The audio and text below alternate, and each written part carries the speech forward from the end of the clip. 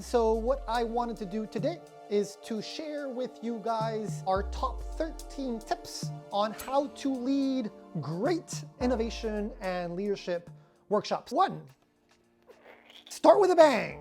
This sounds pretty obvious, but you would be amazed on how many times I have seen workshop leaders start by doing one thing, and that is talk about themselves. They put up their bio on the screen and it just absolutely kills the mood. It also sends the very, very wrong message to the audience that the workshop is going to be about the presenter and not about the audience. So that very, very first 2 minutes are critical for you to really let the audience know what the whole workshop will be about. This doesn't necessarily mean that you're going to start with just insanely energetic introduction. If your workshop is, for example, about deep introspection and leadership, let them feel that since the very, very start. You can start by asking a powerful question or by doing a short introductory exercise that represents the mood, the feel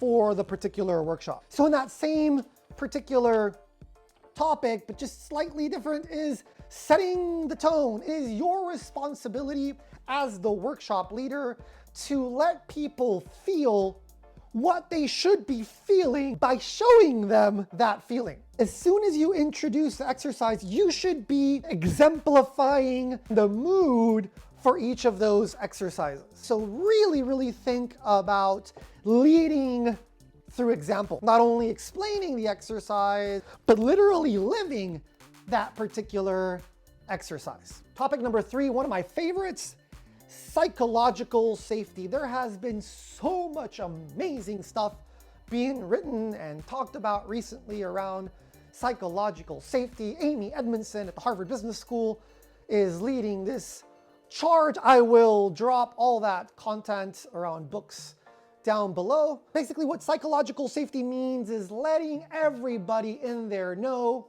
that the space that you have created for them in the workshop is receptive, where people can be vulnerable and open up deeper than they usually open up, that they won't be criticized or laughed at, that we're all in this together. This sense of shared humanity, that it's your responsibility as the workshop leader to craft, to mold. Another important part of psychological safety is having people know that they can be themselves. You're creating this space for true authenticity. So of course you need to be authentic. You need to live your content and let everybody else know that when they do throw themselves into potential activities that push their comfort zones, that that's perfectly okay. The whole point of innovation leadership is to grow gradually, but grow little by little, really push those limits. You need to make everyone in that room understand that you will be responsible to protect them throughout that workshop. Also very much linked to this, space. Sometimes we think a lot about what we're gonna say and to whom we're gonna say it, and think about our PowerPoint slides, and we forget about all the physicality that is around us. As humans, we respond tremendously to space. Subconsciously, many times, we don't really think about it, but we shift in the way that we act depending on the place we're at. So I teach many times in university lecture halls, and that's just brutal because students walk in there and they feel like students, and they feel that there's a teacher in front of them. Because all of the chairs are staring straight at that teacher, and everybody's robotic, everybody's tense. And so really, really, really think about the place where you're gonna hold your workshop. If you can choose, wonderful. Choose a space that is aligned to your tone, to the vibe that you want to create. If you can't choose,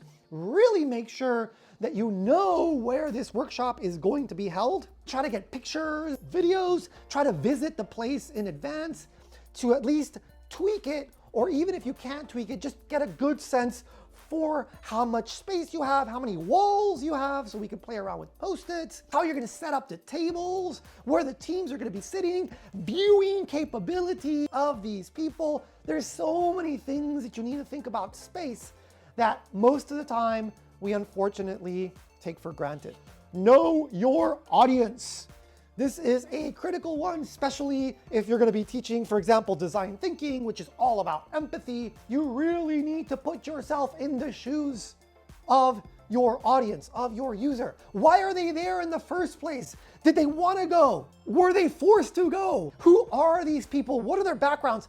What are their names? If the workshop has, I don't know, less than 20 people, it's not too hard to go into LinkedIn, match their pictures with their names, and really try to memorize. And imagine walking up in the morning of the workshop and say, "Hello there, Stefan, how you doing?" Stefan's gonna poop his pants because he thought that you didn't know him, and then suddenly you know his interests and his background and his career trajectory and his name. We all really, really care when someone just calls you out by your name. 6, typical one mentioned, I will mention it as well. Technology is so important, and I'm not talking about fancy 3D. No, just simply understand that the clicker that you will be using, it clicks with this and it clicks with that, and you turn it on here, whatever it is. Don't ever forget about the importance of having a Smooth.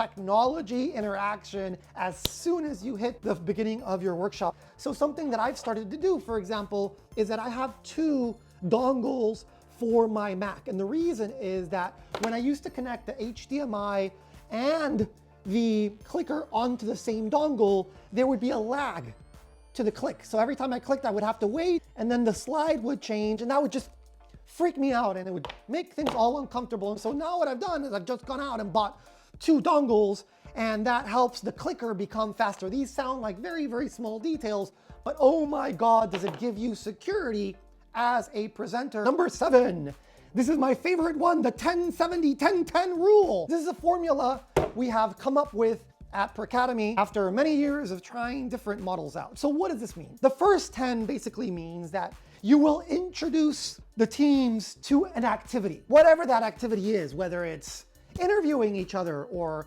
building a prototype. The first 10% of the time, it's about introducing the actual exercise, right? Learning by doing. People are gonna be like, whoa, we don't have enough information. Don't worry about it. Throw them into that experience. Then, after you've introduced the exercise, then you're gonna give them 70% to actually do stuff, right? Because we really believe that where the learning takes place is in the actual doing. Not with the teacher talking. But it's the actual students really engaging and getting their hands dirty and fucking up and struggling and pushing, really digging in, and finally executing and finalizing that exercise. Once they're done, then you can take that other 10% of time to essentially tell them stories that are aligned to the particular exercise that they've done. Let's say that the exercise was around empathy interviews. You can tell them 1 or 2 stories of large companies or successful startups that have been able to leverage empathy interviews in powerful ways. And so that way the students can start to reflect, okay, so we just did this interview. Now he's telling us that companies have been successful in using the same kind of exercise and tool. And they start to connect the dots, right? Little by little. And then finally, during that last 10%, you can essentially give them more of the nerdy stuff, more of the why are we doing this, or more of the research, the science behind it all, legitimizing and proving the exercise or the tool or the experience you have exposed them to. So again, 10% introducing the exercise, 70% of the time having people really dive deep and experience things for themselves, 10% to tell them stories so that they can start to synthesize and connect the dots for what they experienced to what other organizations have actually already done, and then the final 10% for more intellectual rationalization and logic. Moving on. Number 8, clarity/ambiguity. This might sound completely contradictory, but here we go. Particularly during that first 10% of introducing an exercise, you need to be crystal clear. You don't want to say, okay, go, and have everybody just look at each other like, what the hell is going on here? This is where taking them step by step is critically important. I'm talking about instructions of how to do the exercise. Everything from the way that you enunciate to make sure that everybody understands the steps, to describing these steps succinctly on your PowerPoint. All that is just insanely important. I've learned this the hard way. now. The slash ambiguity is that once you've given them clarity in instruction, then you let them go. Then it's their responsibility to deal with that structure that you've given them, even if it's limited, without you really holding their hand or teaching them exactly how to do it. No, I gave you necessary and relevant information. Now it's your turn to swim in the deep side of the pool. That's the message that you should be sending to your students. Alrighty, number 9, time boxing. Every single thing that you do in a workshop should have time limits. This gives you a lot of power because don't tell anybody super advanced secrets. You can play around with the time just a little bit. So let's say that you gave the teams 4 minutes to do an ideation exercise, and you start to feel that maybe they haven't really flowed in the way that you wanted them to flow. You can maybe extend the time to 4 minutes and 30 seconds because you are the one keeping the time. That's why I don't like to have these clocks that everybody can see or the time ticking down on the screen. It's your responsibility and your magic to mess around just a little bit with the time. In the same token, if you feel that people are starting to get bored, you can maybe shrink the time just a little bit. Don't exaggerate it because people will catch you, but you can manipulate time. And the way that you can call out time is by making some kind of sound. I love this bowl because it creates this harmonious sound. I also sometimes use a gong, which is back there, but that's a little too loud. This is called a singing bowl, ringing bowl, healing bowl. You can Google it and order them online. They're beautiful things. This one, by the way, is from Nepal. It's Tibetan. Beautiful. Whatever you want to use, it's important for people to know that there is a transition. Music. This is one of my favorite ones. I will never forget. I entered one of my very first classes in graduate school. It was an accounting class. Out of all classes, accounting. The professor, he was literally playing some old school 80s music. He was kind of like moving to the groove, this Indian nerd.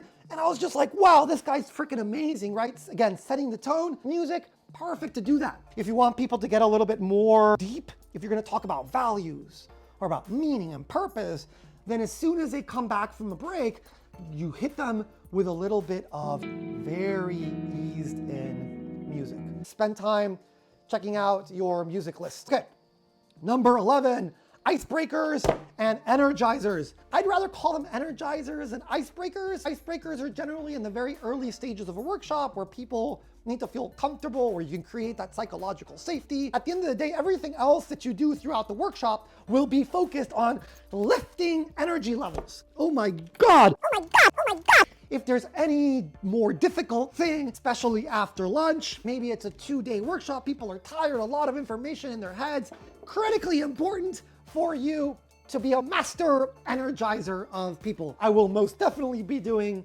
another video soon around our favorite energizers. You can check out the website of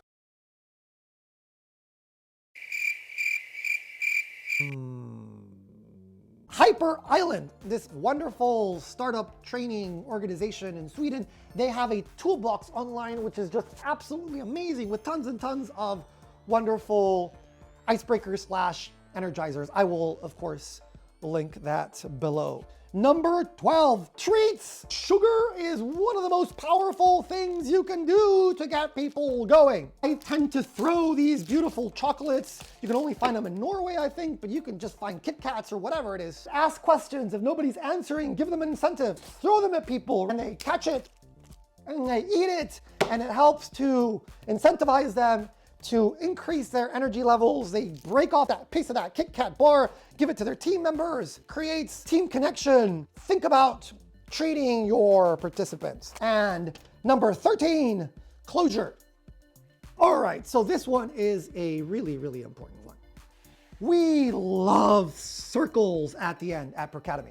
All we do is we ask people to sit down in a circle. You can do any kinds of exercises with them. You can reflect, you can ask them to say just one word per person about how they're feeling. If you have more time, have them say one sentence about their main takeaways, whatever it is. But that circle just creates something really special, particularly because everybody can see each other in the eyes. We love to do an exercise that I picked up in a workshop long ago where you ask everybody to put their hands together like this. And so they start to make a lot of heat in their hands. And then you ask every single one in the circle to make eye contact with every single person in the circle. And so they're going to be smiling and maybe giggling a little bit and connecting with eye contact with each and every single person in the workshop. And then you say, when I say clap, you all clap once. Clap! Boom! And everybody claps. And it's done. Nothing else to be said. You could potentially just sit there for a little bit, take a deep breath, smile, and then little by little, people will begin to stand up and take off. And that is my cue to also take off. Thank you for checking this video out. Much more soon. Ha det bra!